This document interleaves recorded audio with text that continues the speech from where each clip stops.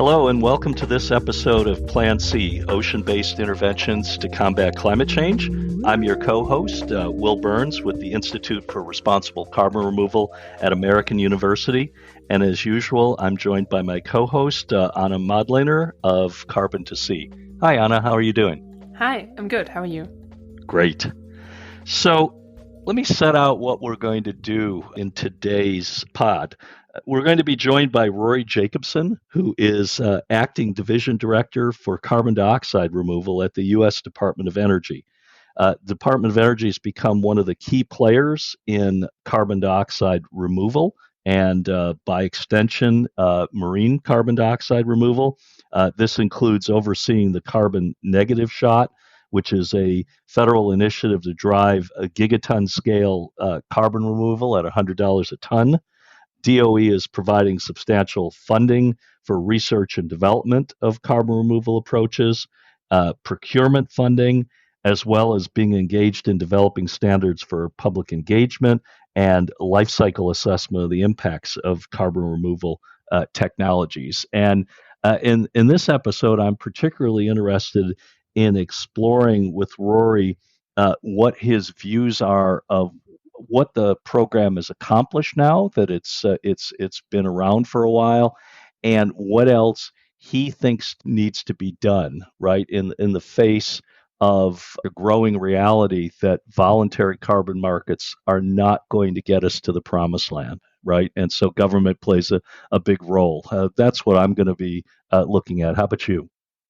Yeah, I think similarly, I'm curious to hear more about the differences in activities and science and policies, MRV, I suppose, they will look out for in order to move that demand from the voluntary carbon market to government procurement, right? I'm excited to hear more about what makes them confident to invest and procure marine CDR and what doesn't, I suppose.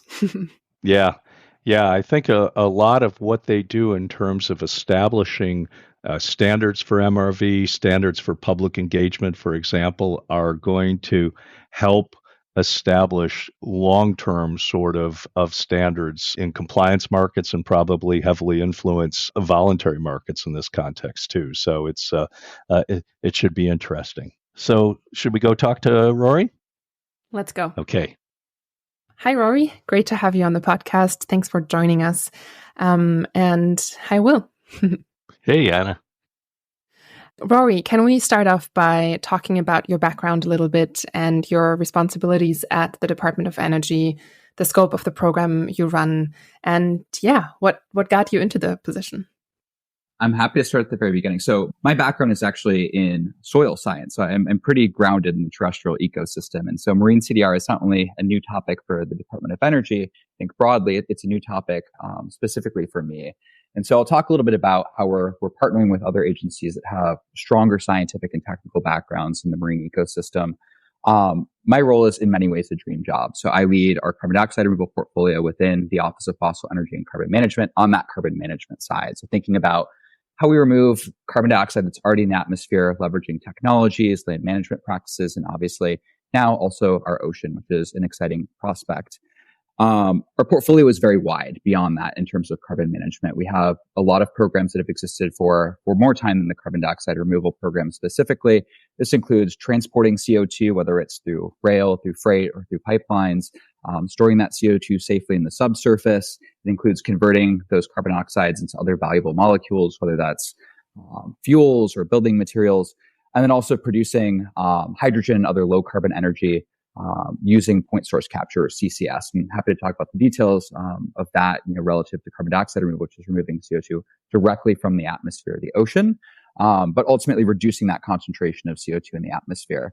Our office is really focused on those mid-scale technology readiness level approaches that we can mature from sort of prototype to pilot scale. And so we have this awesome opportunity where there are already existing marine carbon dioxide removal approaches today.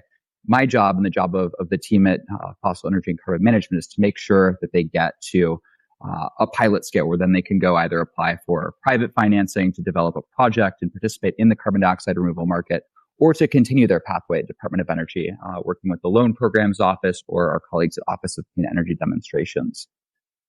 Awesome. That's really exciting to discuss, and I'm looking forward to diving deeper into some of those programs in particular.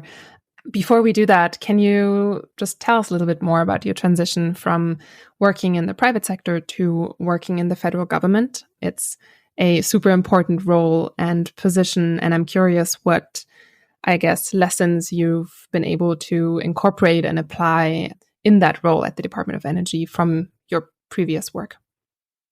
Yeah, absolutely. I had the privilege of being involved in the carbon dioxide removal field very early in my career. So at the time, like I mentioned, I was really focused on soil science. How do soils draw down CO2 from the atmosphere? Mostly thinking about agricultural management practices or forest management practices that could increase the biological uptake of CO2 in our soils, mostly in the organic pool. That led me to CDR. I realized that we were really thinking in terms of public policy about those approaches of land management through the lens of the notion that we could draw down CO2 that was already in the atmosphere causing climate change. So I started my career at the time in an organization called Center for Carbon Removal, which later became Carbon 180. Had a variety of different roles, went back to grad school, continued a career at Carbon 180, and mostly worked in the non-governmental organization sector. So working for various NGOs, including Carbon 180, World Resources Institute, Natural Resources Defense Council, thinking about federal policy specific for carbon removal. How do we design appropriate levers in research, development, demonstration that get these technologies to scale safely and effectively?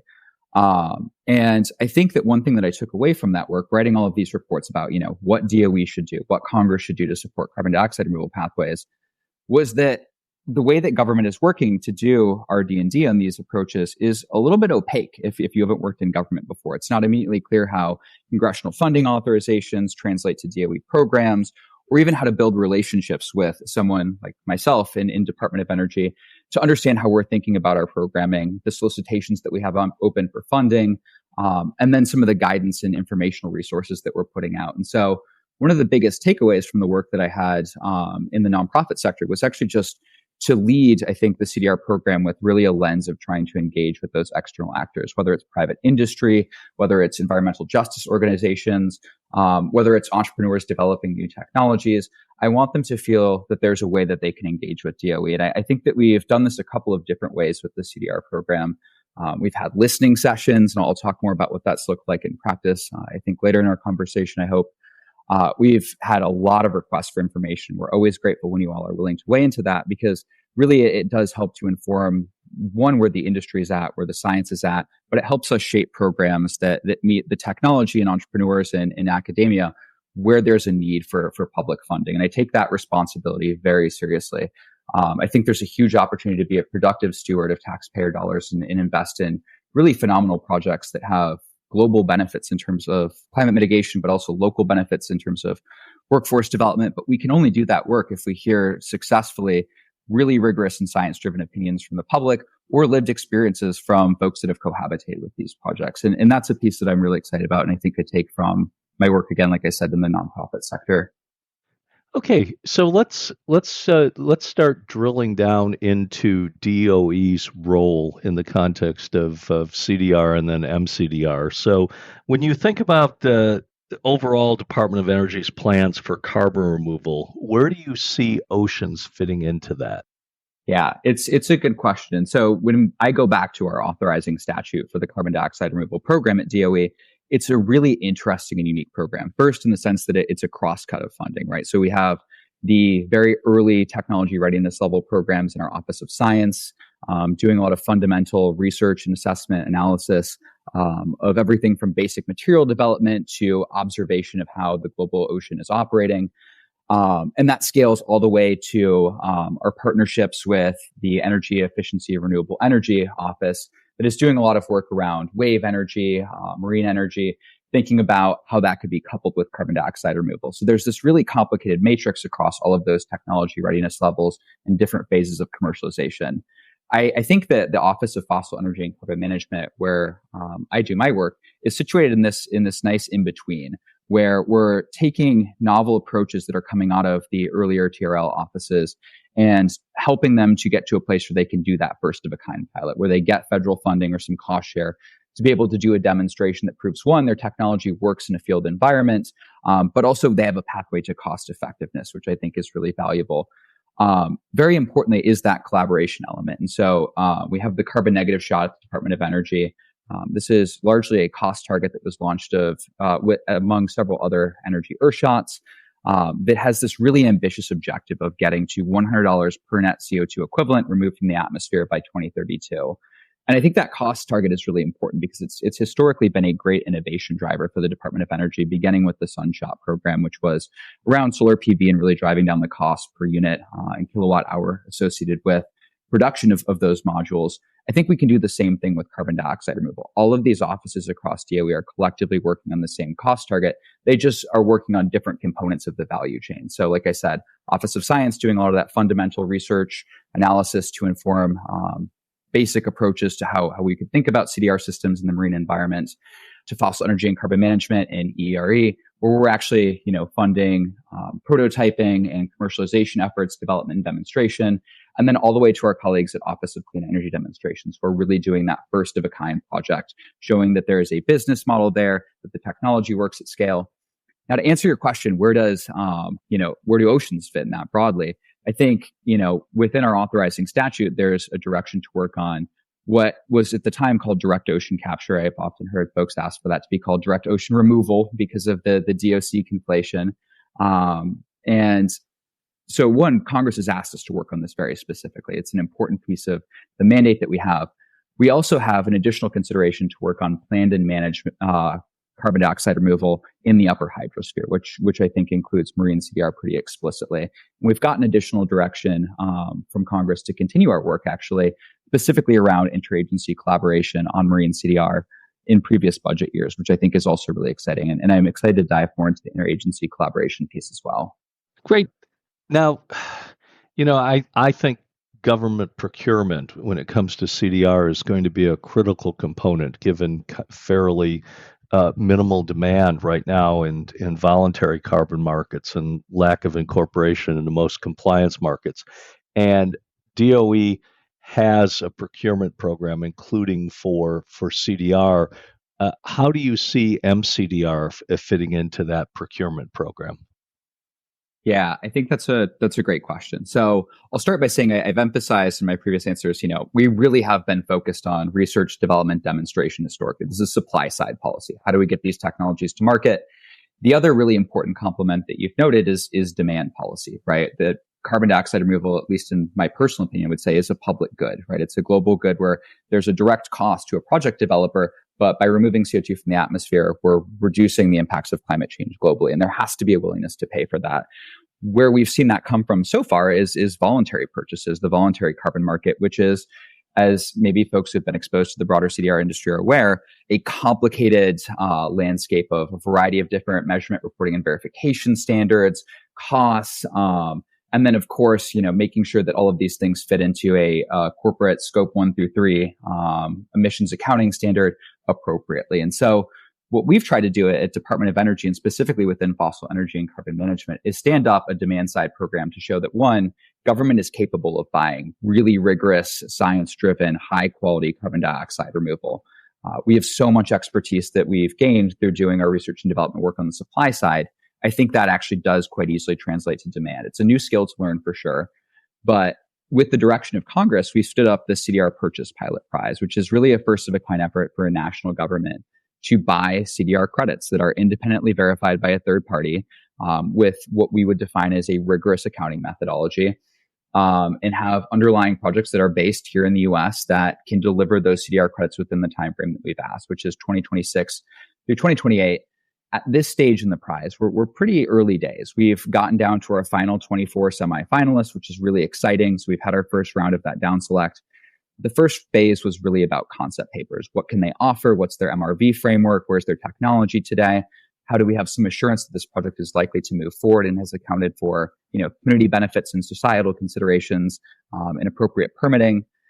Now those folks are in phase 2. And within that, I would say that there are 3 companies that I would call marine carbon dioxide removal approaches broadly. All of them are either electrochemical or direct ocean capture or removal interventions. So these are not open system approaches. They're either producing an alkaline stream in a coastal environment through an engineered approach, or they're removing CO2 directly from ocean water and sequestering that CO2 in the subsurface or in building materials or other products.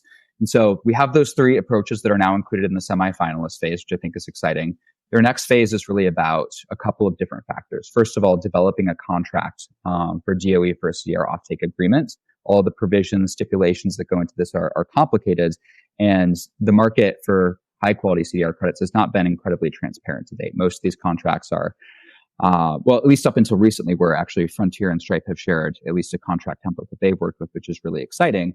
But they're developing their own contract approach. And then they're also going out to non-DOE actors and seeing if there's a market for their technology. So part of what they're evaluating on is whether or not they're able to solicit additional purchases for their CDR credits. I'd say the other really big piece that's happening in phase two is also whether or not they're able to identify a rigorous MRV protocol or methodology that meets our criteria. So there's an entire appendix in the prize rules that defines what we're looking for, but it's really a science-driven approach with high levels of measurability and state-of-the-art, again, capabilities to measure and ensure that there is durable, long-term, and effectively accounted for greenhouse gas mitigation across their value chain. I have two questions, in particular around the nature of those MRV requirements and the experience you had in coming up with that. Can you elaborate a little bit on whether those rigorous MRV requirements for the selected proponents are sort of broadly set standards across several pathways, or did you provide and develop particular requirements specifically for mCDR, and what were the challenges within that? And then I have a second question to follow up on that. Yeah, let me start with the first piece. So I will say that they are general requirements. They're mostly about the capability of what we define as an MMRV implementation partner, so the entity that's actually doing that third-party measurement, monitoring, reporting, and finally verification and sending that documentation to DOE. It's mostly around their capabilities. Do they have the appropriate staff to do this sort of work within the area of interest that they're working in, which is obviously in this case not explicitly marine CDR. It's that sort of other interventions and planned and managed carbon dioxide removal pathways that includes the upper hydrosphere, but they would be specific to that area of interest. So is this implementation partner qualified to do this work? Do they have the facilities? Do they have the lab connections? Do they have the appropriate sensor networks in some cases? All of these things get baked into our decision. And I think really importantly, the MRV partners actually, or MMRV partner, I should say, is actually submitting their own independent proposal. So they are, again, identified by the CDR credit developer and supplier, but ultimately they're accountable for developing their own documentation and submission to us, which I think is important to control both for bias, but also for their ability to appropriately fit that CDR supplier's technology. Interesting. And can you say a little bit more about the reality that the three companies who were chosen are all closed system approaches, meaning that they don't have an open ocean intervention? And the nature of that decision, is it because there were just not as mature companies from the more open system approach ready to apply, or were there too many uncertainties, risks associated with selecting those? So I'm going to mostly just explain the criteria back to you because it gets a little bit procurement sensitive at that point. But I think that at the highest level, right, we wanted to make sure that there was a pathway to rigorous CDR credits delivered within the time frame that we're asking for, with appropriate permits, right, within science that we were confident in. And so looking back at the criteria that we were selecting for, of course, I think you appropriately characterized this. There wasn't an open system intervention. Obviously, there's still some air-sea gas exchange in the long run that actually that's the climate benefit associated with mCDR approaches. That, I think, still needs a lot more fundamental scientific research. That said, we really were selecting for projects that had a pathway to deliver those high-quality CDR credits that met the standards that we'd put out in our prize rules within the time frame that we were asking. And those were the three projects that we felt like had a pathway to doing that. Okay, let's talk a little bit about DOE's Fast Track Action Committee on mCDR. What can we anticipate happening there in the next 6 to 12 months? Maybe for our non-US listeners, could you quickly explain what the Fast Track Action Committee is? Oh, I'm happy to do that. So I wish that DOE was managing and running this. Actually, I'm maybe grateful that we're not, because we have excellent partners at the White House through the National Science and Technology Council that are running this. They've gotten this charter as of September of last year, and we're about a year into the process now, which is really exciting. DOE is represented on the committee, but the membership is really wide ranging, which I think is exciting. It ranges from the U.S. Army Corps of Engineers to Department of Interior to Department of State to the Environmental Protection Agency. So you have all of these different federal agencies with very unique expertise. Taking a step back, what is a Fast Track Action Committee?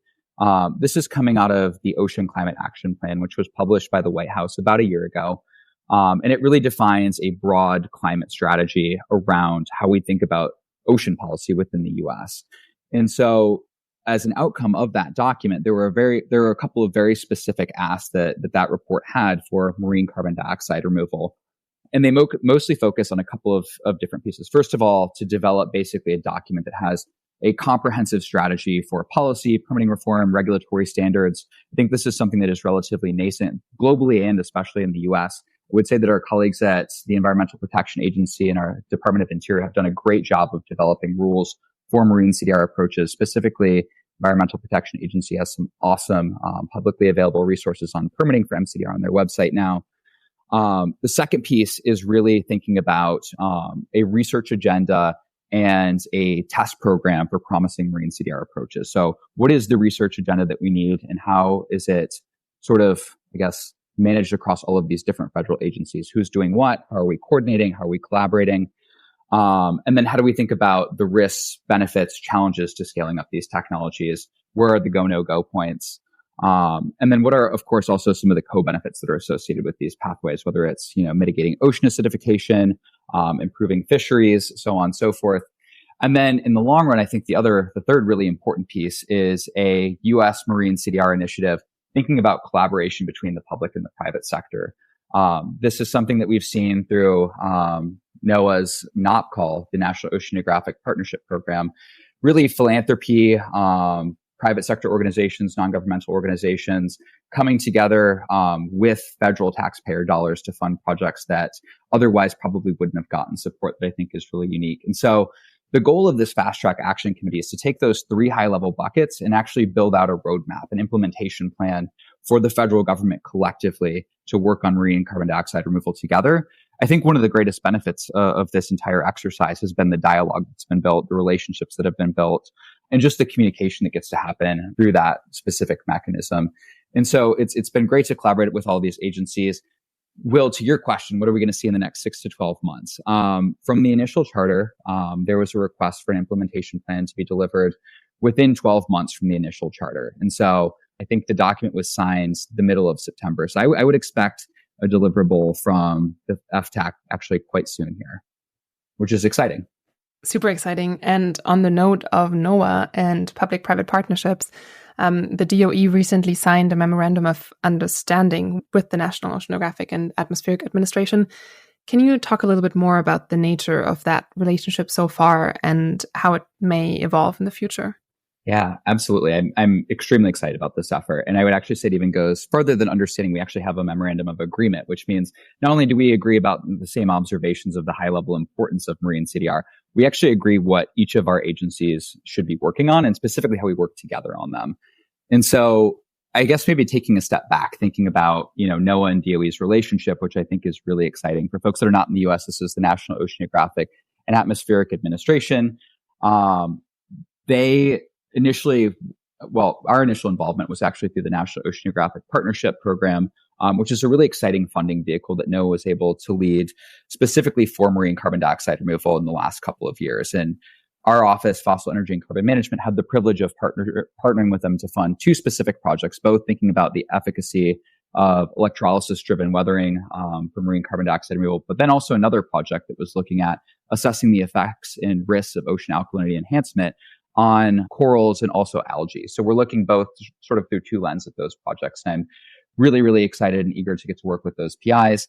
But broadly, I think that partnership program helped us build a relationship both with the people at NOAA who are phenomenal, specifically the Ocean Acidification Program, where their carbon dioxide removal work is housed, but more broadly understanding how our expertise complements each other.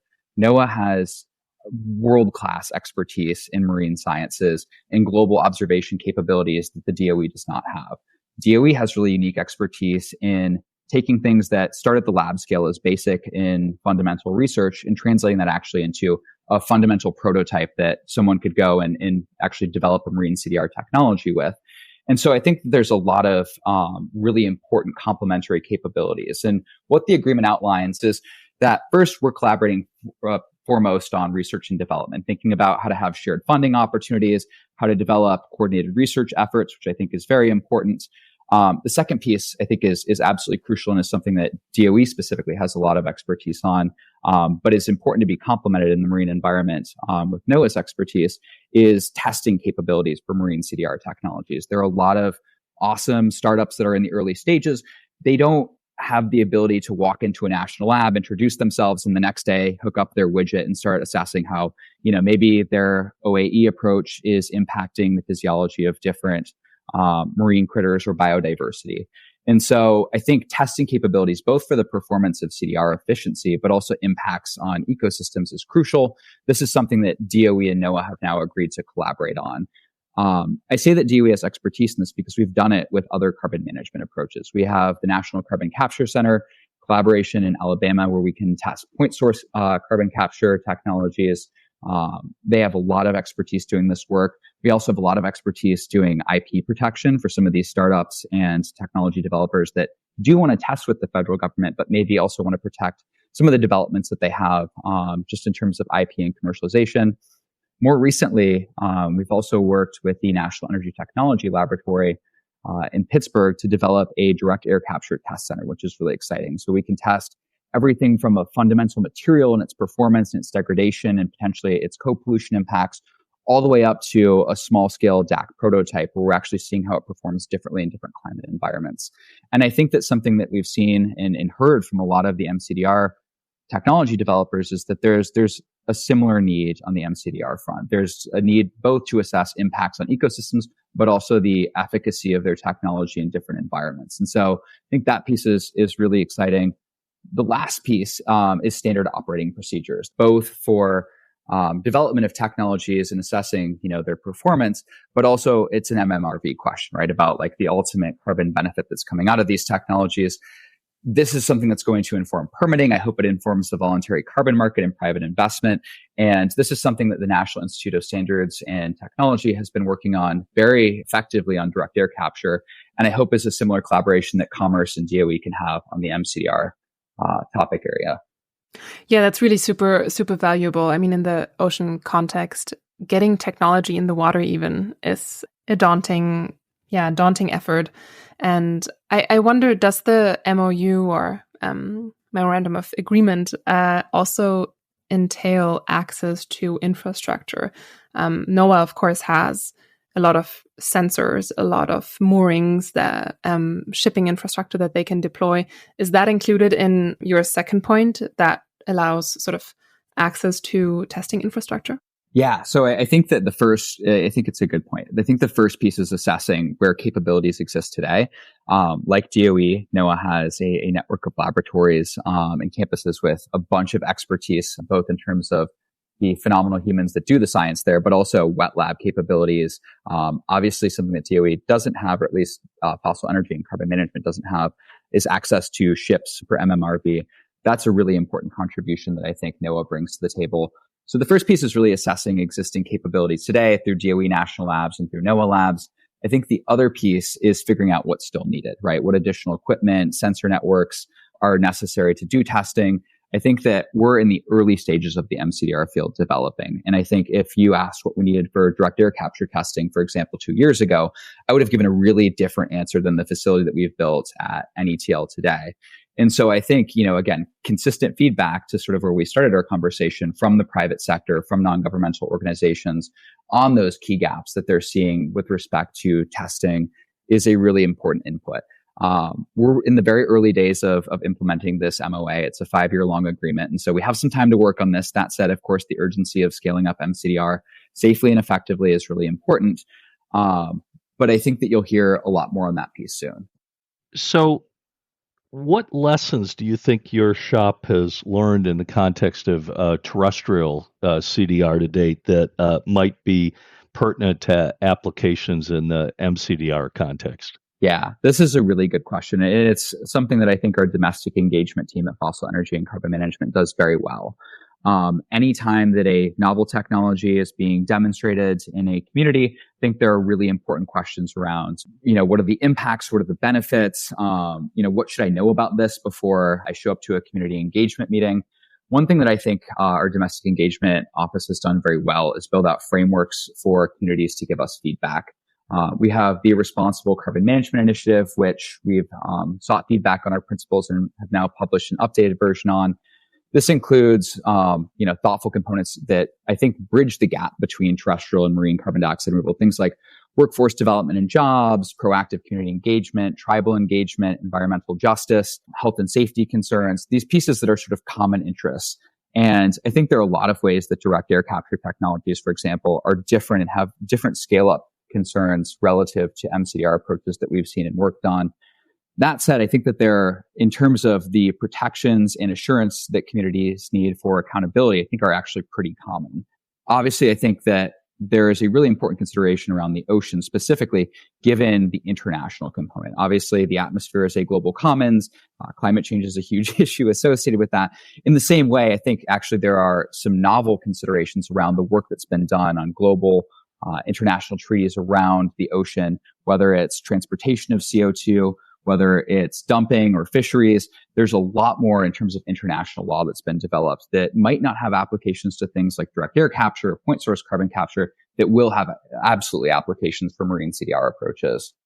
Maybe to highlight a little bit on mCDR approaches, or to pick up on that word, mCDR is in itself a massive field, right? So it's not just one particular technology that we're talking about, but we are talking about biological approaches. We're talking about chemical approaches, open system, closed system approaches.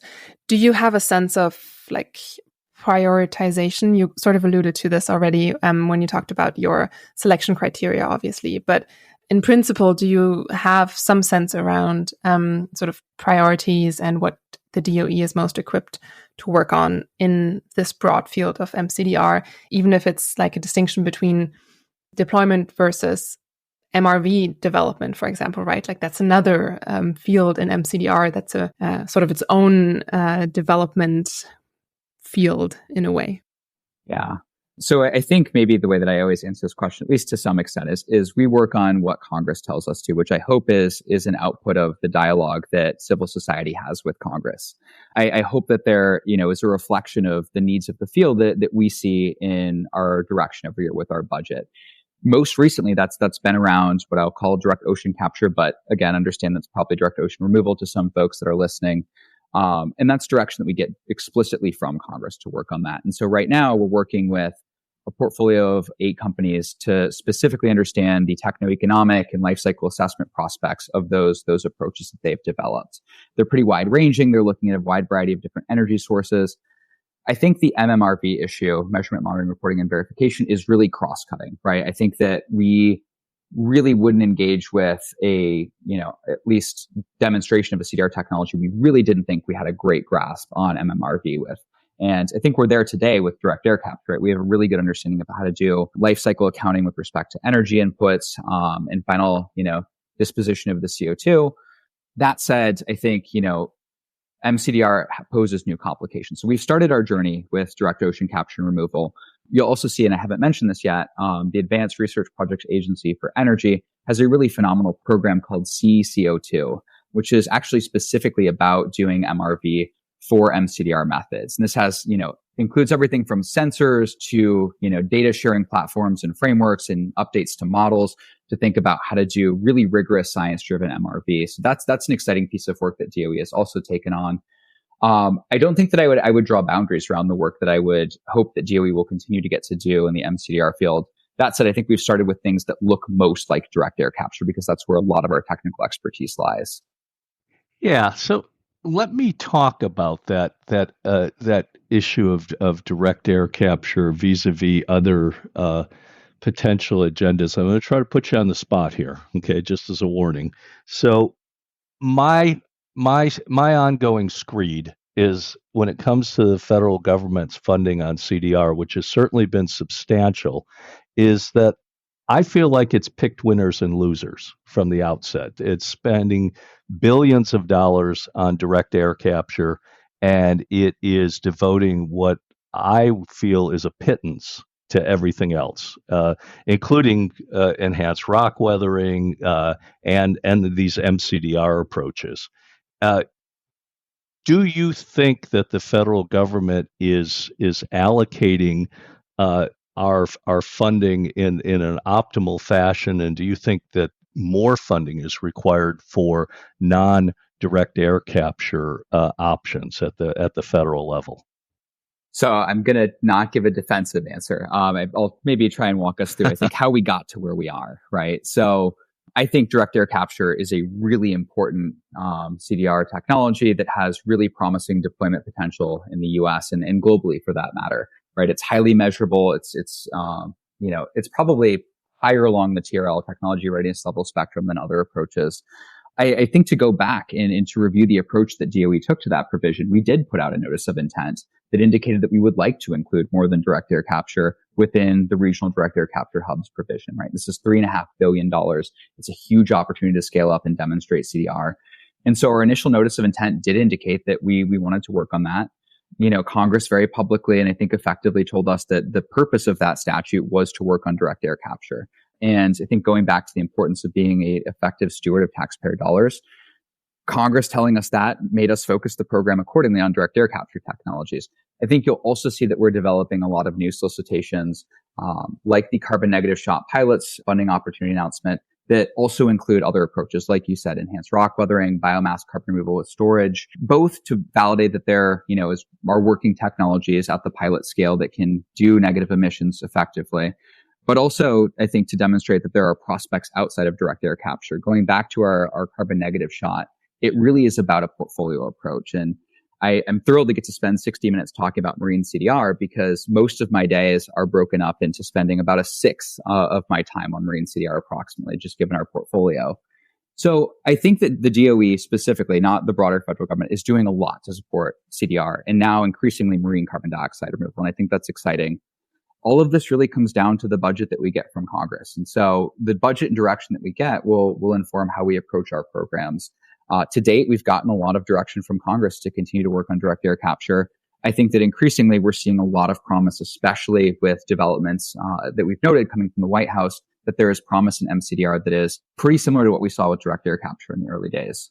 Do the agencies work to educate Congress about what their priorities should be at the same time? Because I worry that Congress is in most cases less likely to have the kind of expertise to realize what is optimal. Is there a reflexive sort of education process that goes on between executive agencies and Congress, or are you more of just a receptacle of what congressmen may want in their districts for individual projects and so forth?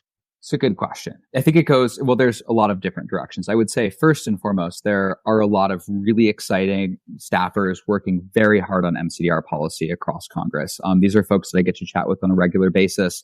They have technical degrees in ocean sciences. They have backgrounds that are, informed with really rigorous scientific experience, both working on ships, doing fundamental and applied research.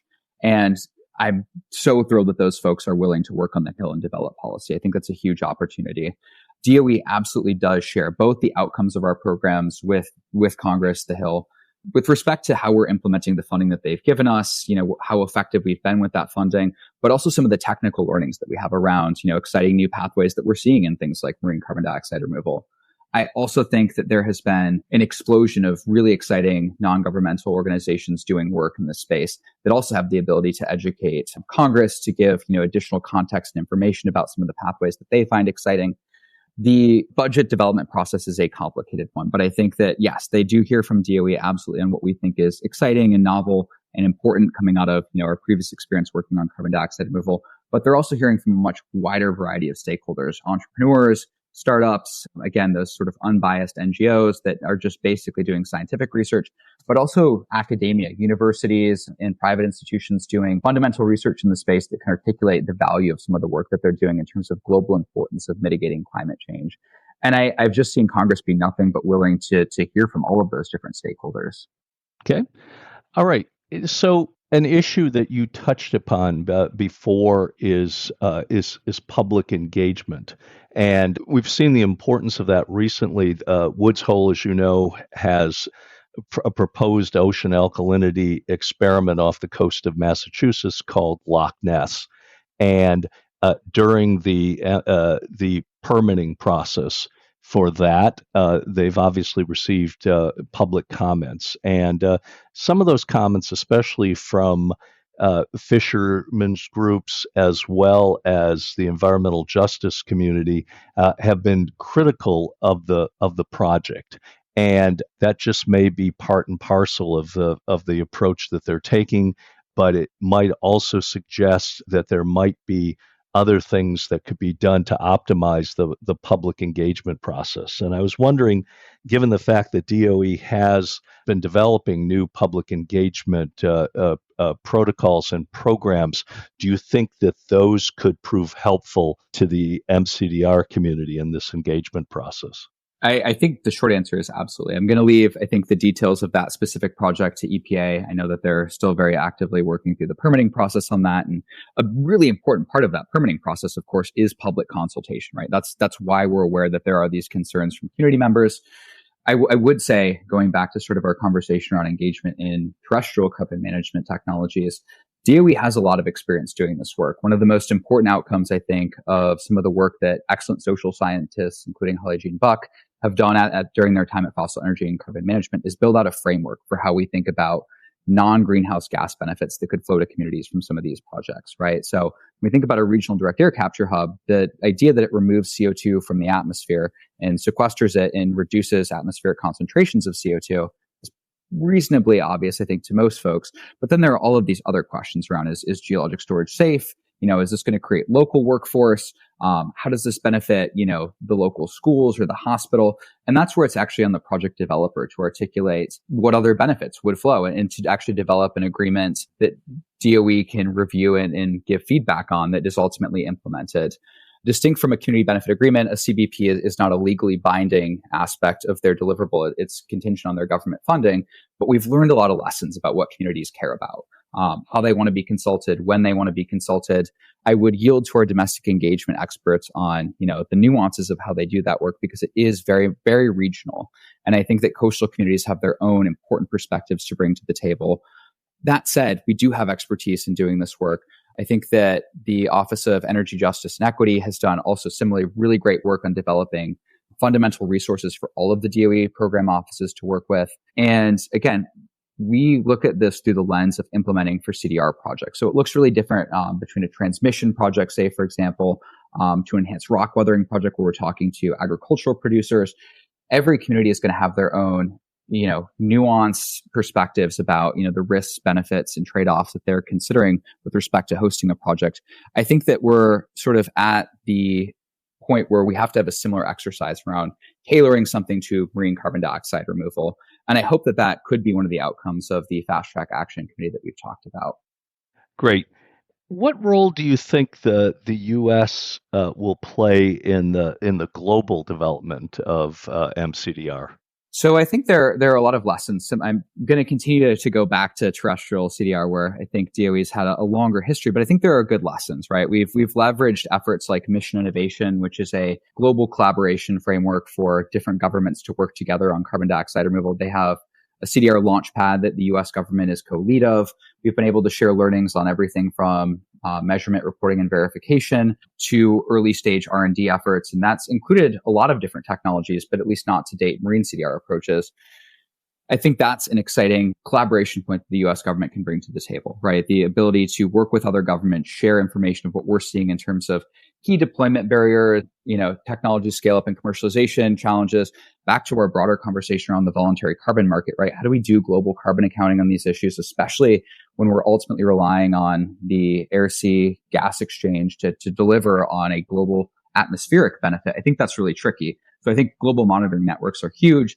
I don't expect that DOE will lead on that piece. I think that there are other agencies across the federal government that are more effectively set up. That said, I think one piece that we've been a leader on, and I really applaud our colleagues at Department of Interior and Environmental Protection Agency on leading, is responsible and effective permitting. We've taken a lot of regulatory laws that have applications to marine CDR, but weren't necessarily written for those specific technologies. And those agencies have developed phenomenal resources to both help project developers understand where their technology fits within existing laws, but also how they can reach out to engage with federal agencies in a way that's approachable and effective to make sure that they understand what permits they need to develop a pilot facility or to do a field test. So I think that's one thing that the US government can share with other governments. I think another really, really important piece is just the collaboration that we have in terms of technology development at DOE. We're able to take, like I said, these, fundamental scientific outcomes from R&D that's being done mostly research actually in the Office of Science, translate that to, a prototype technology that could be developed all the way through a full scale demonstration or field trial. And I think that's a really unique prospect that we have. I think that sharing the lessons that we've learned in mCDR technology scale up with other governments would be very helpful. I think the last point is maybe just shared MMRV frameworks. As we collectively develop global systems where we're having interventions in the ocean, it's really important to be on the same page about how we're doing carbon accounting, and not just for the sake of an individual project, but for our collective inventories, not only within our NDCs, but how we balance them across different countries if we're willing to do those exchanges of voluntary carbon credits across borders in the future. And we're not at that stage yet. But I think that starting with the fundamental science of MMRV to inform those efforts is really going to be an important piece. Thanks. So a related question: you were talking about the fact that agencies are trying to fill in some of the interstices when it comes to regulation and interpret regulations in ways that are pertinent to mCDR. Certainly true within the US EEZ. If we move outside of that to open ocean approaches, do you think that the U.S. government's influence is denuded or hobbled by the fact that we're not a party to the London Protocol, we're not a party to the Convention on Biological Diversity, we're not a party to the United Nations Convention on the Law of the Sea? Does that reduce our ability to effectively help establish standards for open ocean mCDR? I think it's a really good question. I think I'm probably not the right person to answer. I would love to recommend folks from EPA or Department of Interior. They're probably better equipped from a legal perspective to answer those questions. But in short, I think that across the federal government, we do have a lot of expertise in these pieces. Probably still not the right person to answer that question. Yes, that's a nice outlook for future conversation. Ending with the very simple problem of how we do global carbon accounting in the ocean. It was super nice to have you on, Rory. I know we're at time. We could probably talk a lot more about the amazing work you're doing. I personally feel like it's a great signal on the demand side that the DOE is procuring and supporting the R&D of at least some ocean CDR approaches. And yeah, we really sort of shed some light on some of the shortcomings and the things we still need to work on. And I'm really excited to see what's going to be happening in the next year. Absolutely. Thank you so much for having me on and letting me share some of the work that we get to do. And grateful to get to talk a little bit about some of our collaborations across all of federal government, but also the programs that we get to work on here at DOE. So thanks again for letting me speak to it. Great. Thanks, Rory. Thank you.